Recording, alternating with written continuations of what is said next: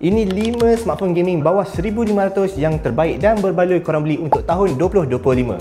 1. Realme 14 5G.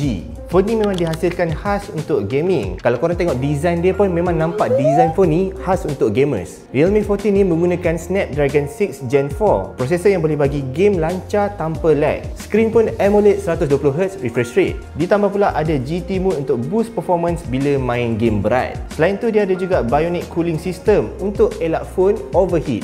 Kapasiti bateri dia bagi 6000 mAh dan phone ni juga support bypass charging. Kalau korang peminat Realme, ini phone gaming dari Realme yang berbaloi untuk korang. Kedua, Infinix GT30 Pro. Ini phone gaming bajet dengan 12GB RAM dan 144Hz refresh rate.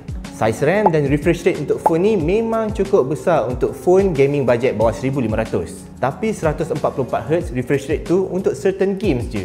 Phone ni menggunakan chipset Dimensity 8350 Ultimate dan design dia memang unik. Siap ada mechanical light wave dekat belakang dia. Belah atas ni dah siap ada GT trigger dan korang boleh tingkatkan gaming performance dengan X-Boost AI.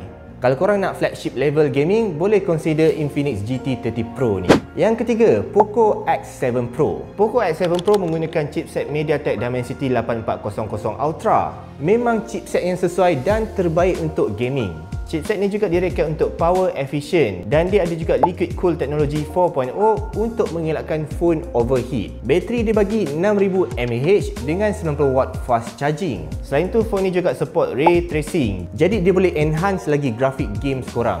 Kalau korang peminat Poco dan mengutamakan smooth gameplay, ni phone gaming bajet terbaik untuk korang.